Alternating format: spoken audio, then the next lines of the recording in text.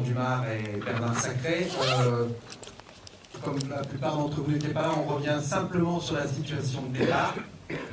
Donc on est dans un système assez actif de vent de nord, qui est beaucoup plus faible à la côte, comme vous pouvez voir sur cette carte, puisque à la côte on est bien protégé par le relief, donc on a des vents beaucoup moins forts. À savoir qu'on passe sur un système de nord qui, plus on va à l'ouest, plus il prend de l'activité. Donc à la Corogne, effectivement, on peut imaginer que les bateaux arriveront en 20 heures à la Corogne, donc c'est des vitesses rapides, supérieures à 14 nœuds. Ensuite, tu peux mettre la slide où il y avait justement le... Voilà, on va dire que le lendemain matin, les bateaux risquent d'être déjà sur la Corogne. Donc c'est un départ rapide sur un bord, route directe, en tribord à mur. Donc c'est un début de course plutôt favorable pour les bateaux, puisque le vent est très adonnant et très favorable. On peut imaginer rapidement, pour vous dire, on peut imaginer des bateaux qui sont en 3 jours et demi aux îles Canaries, 6 jours au Cap-Vert et 8 jours, 8-9 jours au passage de l'équateur. Donc c'est très rapide. Pardon ? 3 jours et demi aux Canaries.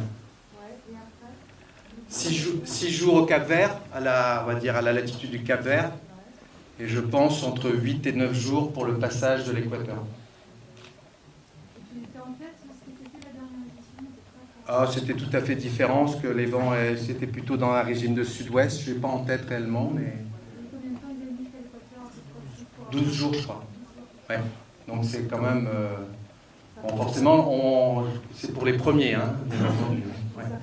À savoir qu'il y a quand même une dorsale quand même anticyclonique à passer, donc a priori, les plus rapides, on dit toujours dans le jargon, ça va tirer par devant, c'est-à-dire que les plus rapides rebénéficieront certainement de bonnes conditions pour avoir les alizés, et peut-être que certains seront un peu bloqués au passage de la dorsale.